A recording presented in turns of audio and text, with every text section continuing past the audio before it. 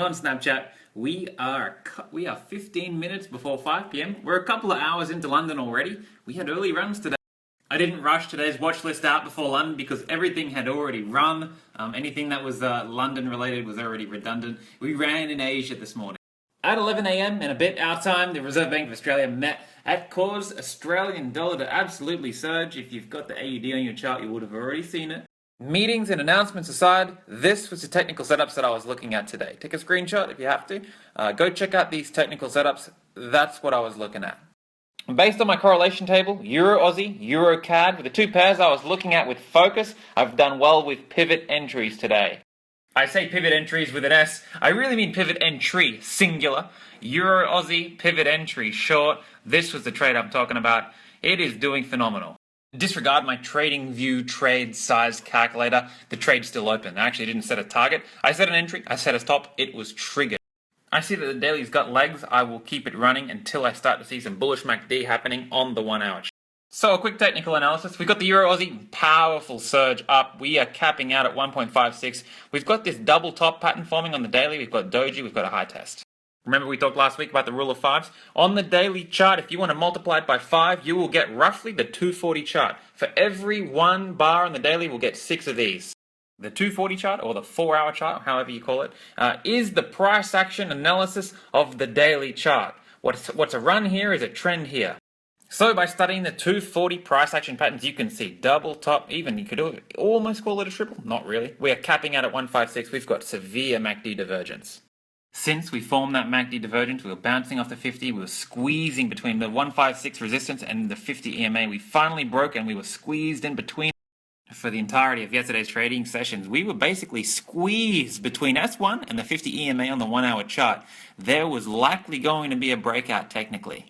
I don't trade breakouts for the sake of trading breakouts. I prefer a break and retest. However, if my particular setup, if the Lewis-Mocker method entry happens to fall in a scenario where there will be a breakout and where I can trade my strategy accordingly, and it just happens to capitalize on a breakout, I'll take the entry. I'll take the pivot entry.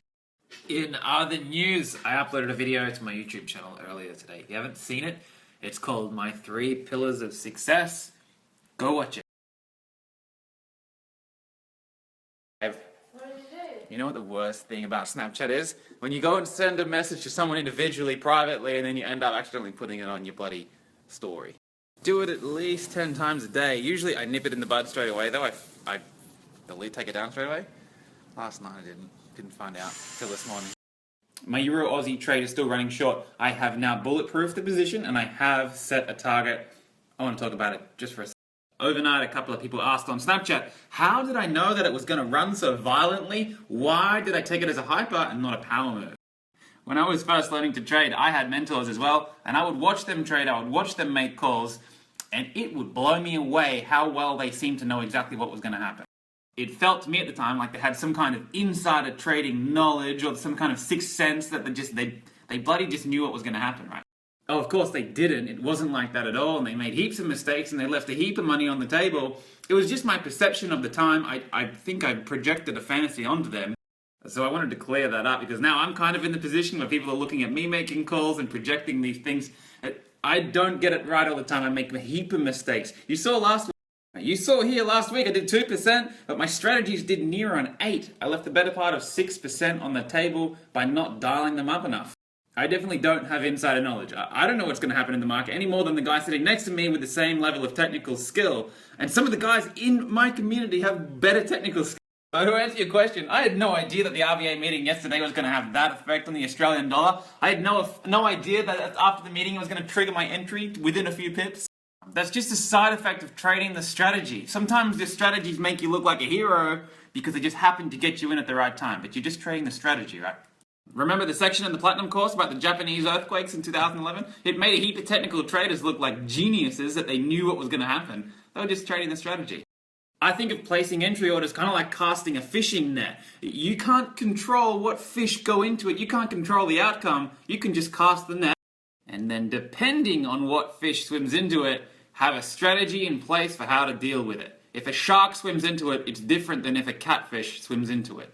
If you go fishing with mates and they're off at the car topping up their beer and you just happen to have casted a net that a shark swims into, Does that make you a better fisher?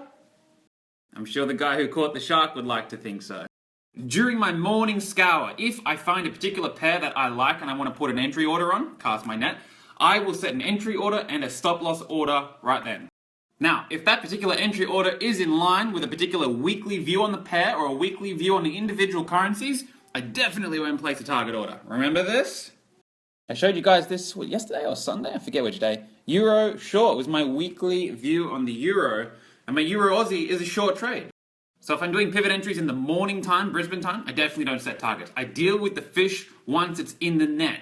The exception to this rule is when I'm traveling or when I know for 100% certainty I will not be here in the afternoon, I will not be here for the London morning. In a situation like that, I will set a target as well. It will be completely managed by orders that whole position if it triggers.